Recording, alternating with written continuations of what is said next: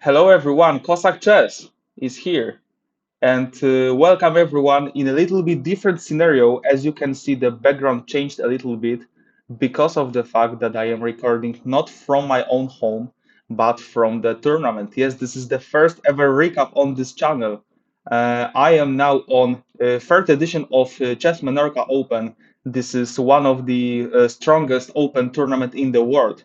What can I only say about my starting number, which is 53 or 54? Uh, so it is really far away comparing to any other open tournaments I have ever played.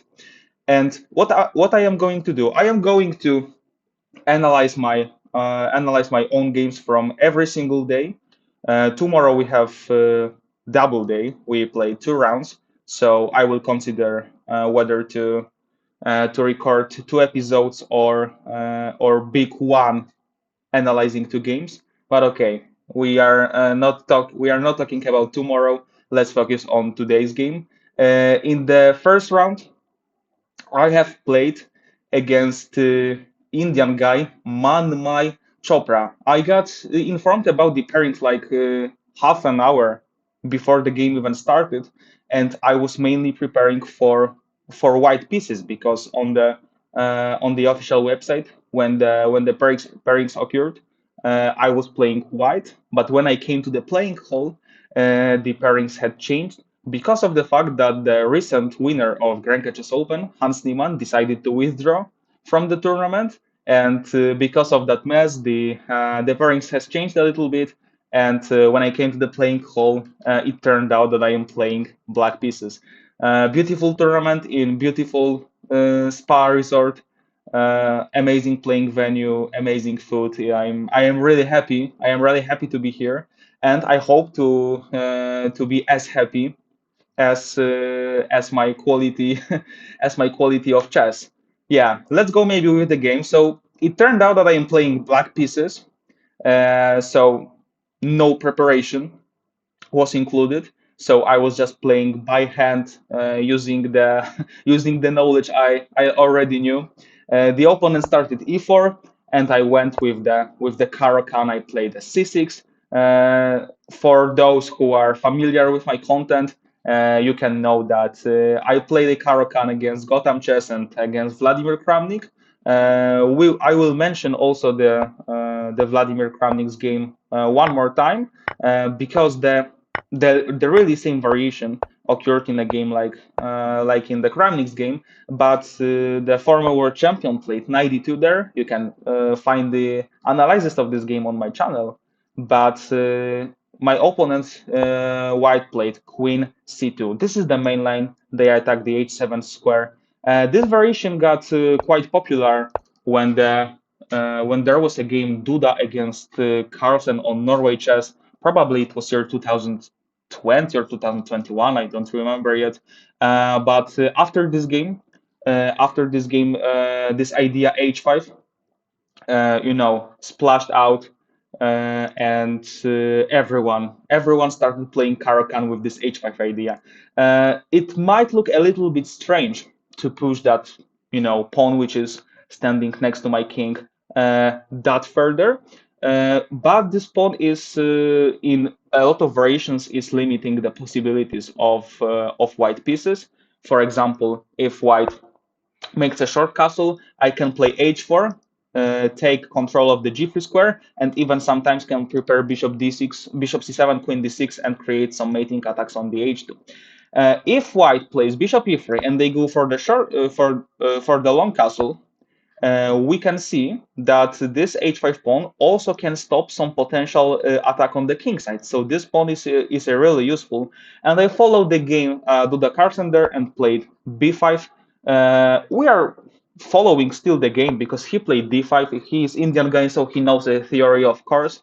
But I was surprised because some moves after it, there was c5, bishop takes b5, rook b8, c4, a6, bishop a4, and rook e5. This is all the theory. There is, this is not that I, uh, you know, realized it during the game.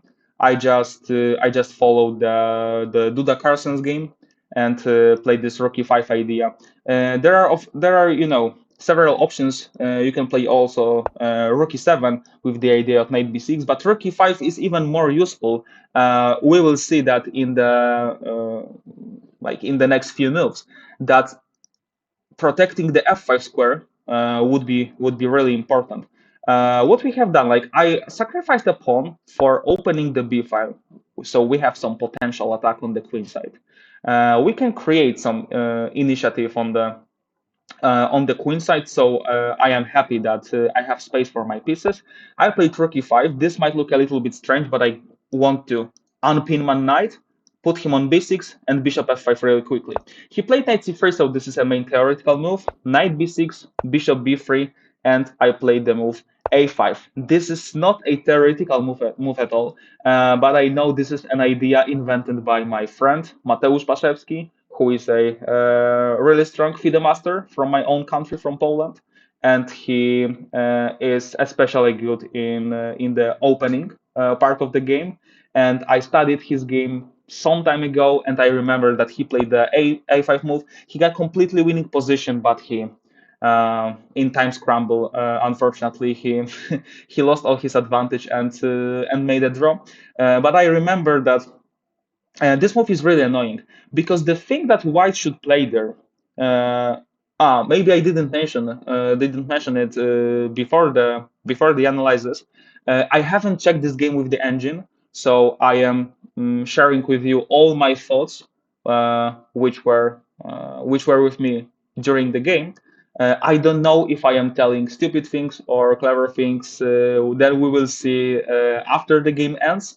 We will check it with the with the engine. But before we do it, we will analyze the game in the details. I remember, I am not sure if it's true that that in my analysis queen d3 is the best move, with some idea that after bishop f5 there's queen f1 for some reason, just to defend the pawn and not to put the queen in front of my rook, because queen e2 was also an option. But it looks stupid, and if you don't know this idea, probably you can't even get this idea during the game. So his move a4 was pretty reasonable, because I played this a5 move. I want to play some a4 move, open another file on the queen side, create some attack. For example, if we play rook e1 like in this game of Mateusz, I can play the move a4, knight a4, knight a4, bishop a4, bishop f5. You can see that we have both files A and B open. If the queen escapes, I can put my queen there, and we can see that, okay, we sacrifice two pawns, but we have great initiative over there. We attack to these pawns, probably that something after bishop b3, rook b3, the game is over. So the move a4 he played looks pretty reasonable, but I knew this could be wrong.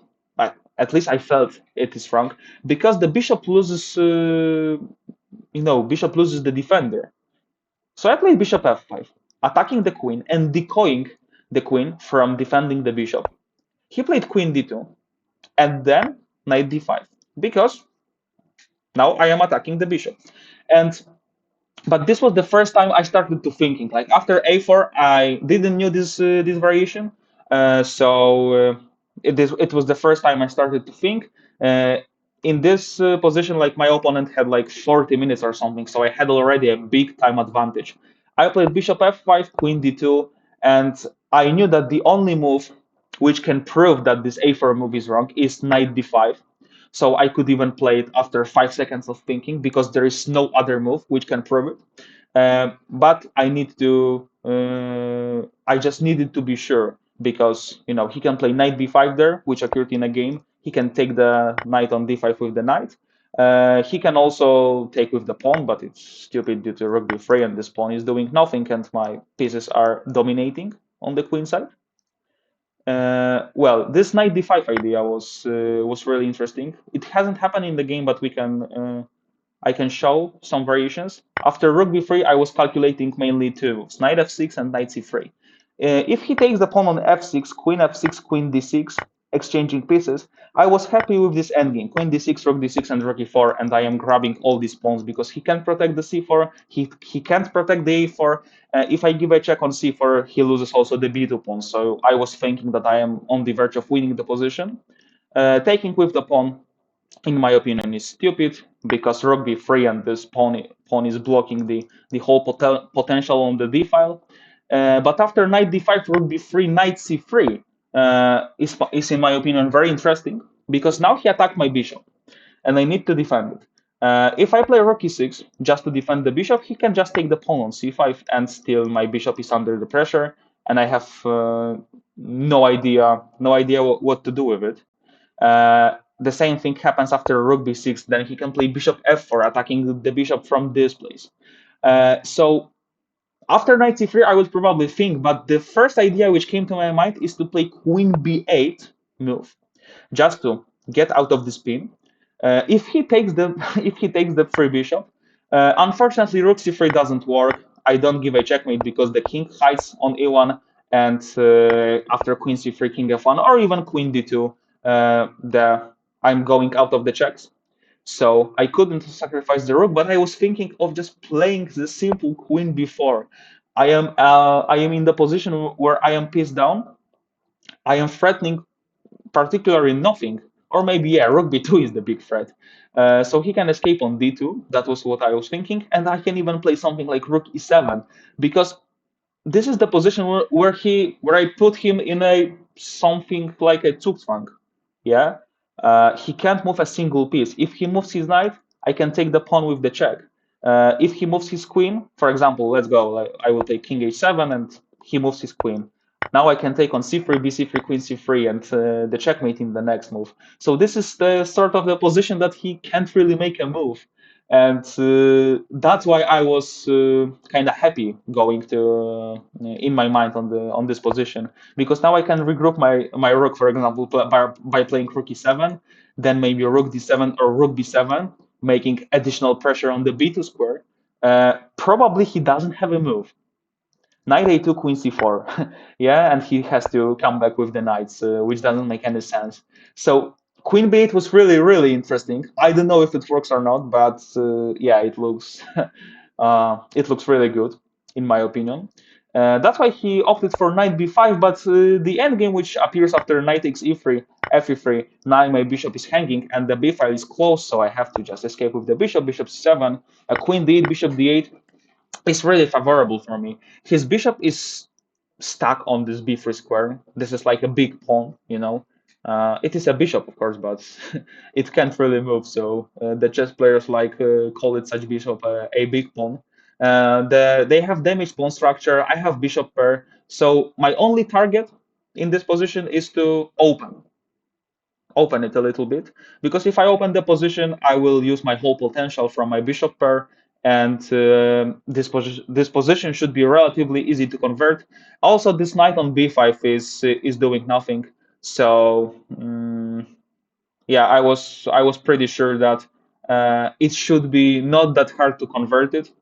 But he played rook h1, so he developed his lat pieces. He defended the e3 pawn, and I had to find a plan how to convert the position, because we know that we have bishop pair, we know we have active rook, it is on the open file, and so on and so on. But we need to create a plan, and I just used this idea to improve the position of our worst located pieces. In my opinion, this is this bishop, which is doing nothing on the d8 square. So I was thinking where to put him to make him more active. My first intention was to put him somehow on this black diagonal, which will make him uh, for which will him more active, and also maybe put some pressure on f2 square, on b2 square. So if I want to put him on this black diagonal, maybe I can somehow get rid of this pawn. If I want to get rid of this pawn, I first need to get rid of this bishop. So that's why I played bishop e6. Then he played king c2. And I was almost ready to play f5. I was almost ready to play f5, and I believe f5 is might be a fatal mistake. Uh, I am really happy that I also remembered about this idea that you need to, after every single move of your opponent, look what he wants to do. And in my opinion, king c2 is a really tricky move, apparently. It protects the bishop. But okay, what does it mean? If I play f5, I think that white has really annoying move there, and this is knight a7. It may really surprise you if you don't see it, but it is pretty dangerous because knight c6 is the threat, and you can't cover the square because of the fact that the rook is looking at the d8 bishop. So after knight a7, I don't know what to do because a triple fork, triple fork is coming, and I can't cover the c6 square. If I move the rook, knight c6, fork on these pieces. If I move this rook, sorry, the bishop is hanging, so you can't play like this. Knight c6, a deadly threat. I didn't know what to do, so I needed to watch out. Thanks to remembering this idea that I looked at my last opponent's move and I looked what threat can he do. So that's why I played rook e4. I improved the position of my rook a little bit, and now knight a7 isn't that dangerous because now I can easily play, for example, bishop c7, and after knight c6, the knight is only attacking one rook. Note, of course, like in this position, if in this position, sorry, I played bishop c7, knight c6 attacks both of the rooks. So rook e4, king d3, and now I can easily play f5. Yeah, this rook e4, I believe, was really important decision. And also, I am attacking the pawn on c4, so useful move. King d3, f5, bishop a2. He needs to do something. Like the bishop a2 move looks a little bit weird, but what else white can do in this position, right? Uh, they can improve the position of the rook, but rook f1 doesn't change anything. Bishop a2. I opted for bishop g5 because now I realize that this e3 pawn is a weakness. So if you can see the weakness, just target it. b3, rook d8 check. I want to get rid of this defender of the pawn. King c2. If I have a material advantage, I want to exchange pieces. King d1, and I play bishop e3 there. I didn't want to play rook e3 because after rook e3, bishop e3, I found knight d6 with knight b7 idea, and two pawns are hanging, and I am not able to protect them both. Maybe after bishop f4, knight b7, I can even go for such position like this, and maybe this is also okay for black. Uh, but for me, it was unnecessary risk to make this pawn free. Now I have to worry about him. I just didn't want to go for such position. I just stuck with the bishop, and bishop b1, rook e5, the bishop is still protected, and after knight d6, now I can play just f4 to strengthen this bishop on e3. It is really limiting the possibilities of this king. I believe I am on the verge of winning this position. He played bishop e4 because if he played knight b7, he is losing the material. I can give a check on g4. He has to play king c2, and now I can play bishop f5. Now, if he comes back to d1, he loses the bishop. And if he goes to any of the dark squares, for example, king c3 or king b2, it doesn't really matter because it is met with bishop d4, and I can take the rook and take the bishop, and I am in the winning endgame. So he realized it and he played bishop e4, improving the position of his bishop. I played bishop g4 check, bishop f3. He has to play bishop f3 because now if he plays king c2, rook e6, the knight is hanging. If the knight escapes, the bishop is hanging. So rook e6 just wins the material. He played bishop f3. I played rook e6, attacking the knight, and after knight b7, I calculated a pretty nice line. I played rook b6 check. No, sorry, it's not the check. It's not the check yet. Then he took the bishop on g4. Because now, if he takes the pawn on a5, I can win this knight in several variations. The first variation I was calculating is, of course, rook d6 check, because this is what you need to do in every position. You need to consider checks as the number one priority. Rook d6. If he plays king g2, I am winning the material again. Rook f2, king g1, and rook f3. I am piece up. If he escapes on c2, I think I have several options, but the easiest way to play this position was for me rook d2 check, king c3. If he escapes on b1, he gets pretty nice checkmate in the corner.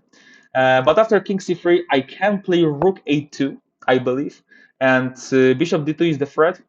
He can play rook e2 because of course I take the free piece. And after rook d1, if he protects, I have bishop f5, this annoying move, and now he doesn't have uh, a good way to protect from the c2 mate. He can play b4, of course, but in the worst case, I can even take this pawn, I can even take this pawn, and this endgame should be easily winning. So after rook b6, I was kind of happy that I was calculating all these variations. He took the bishop on g4. I took it back. Now if he takes the pawn on a5, I can give a check on d6, and even this endgame, like with bishop d2 threat and with this pawn running up, it should be also totally winning position. If he escapes on e2, I didn't even calculate it properly, but there should be something like probably I can even check, go somewhere and play bishop d2. He can give a check, but after knight c6, I can even come back and try to maybe push f3 at some moment.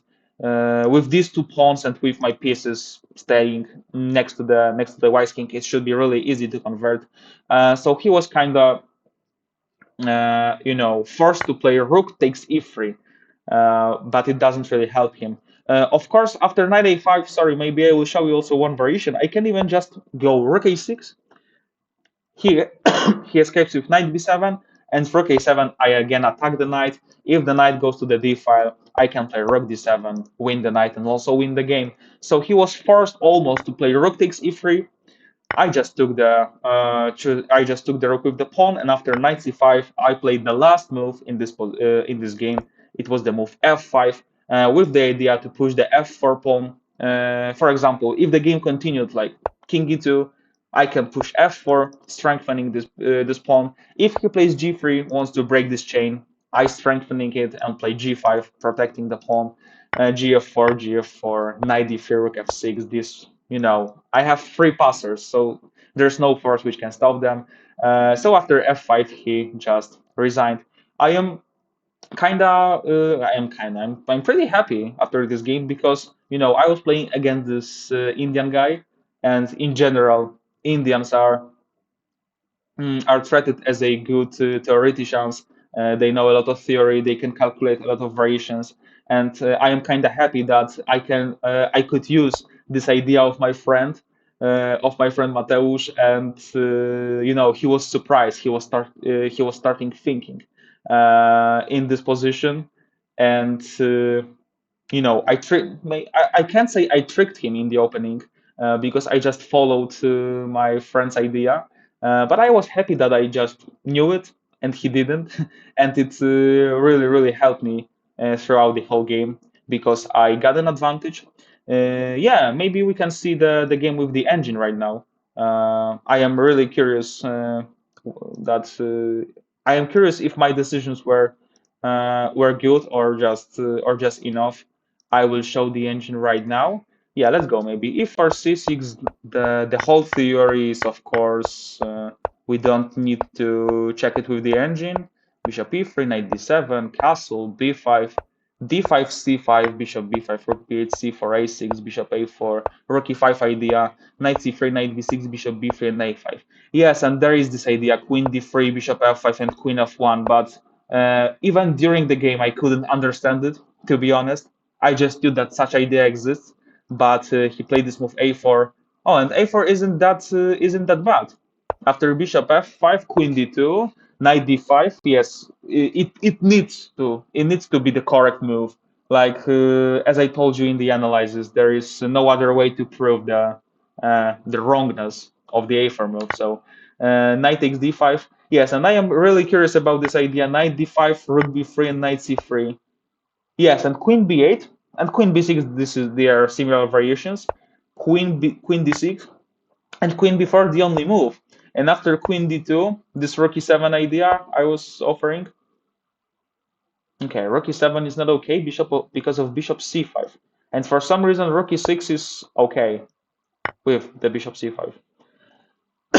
What is the difference? Queen d2, rook e7, bishop c5, queen c5, and queen d4, and for some reason it's equal. If I go for the same position with the rook on e6, there's queen b4. Okay. Aha, probably with the rook on e7, there's knight d5 idea, right? Rook e7, bishop c5, queen c5, queen d4, queen b4, and knight d5 idea. Wow. Okay, so it's a subtle difference, but it is a difference at all. Yes, after this knight c3, it will the game could be really really interesting. Even you can see that the engine doesn't know how to evaluate it properly. So knight c3, it was for sure the most tempting option, but he went for knight b5 and knight e3, f e3. Yes, bishop c7, queen d8, bishop d8. Of course, not rook d8 because I am losing the piece, of course. So bishop d8, rook e1. Yeah, bishop e6. Yeah, the first line, king c2, and rook e4. Is f5 losing? No, it's not losing, but knight a7. Wow. Okay, so I am happy that I saw this move, knight a7. Yes, because uh, it's it might be a really unpleasant surprise. I played rook e4. Okay, king d3, f5, bishop a2, bishop g5, b3. Okay, rook d8 shouldn't be that bad.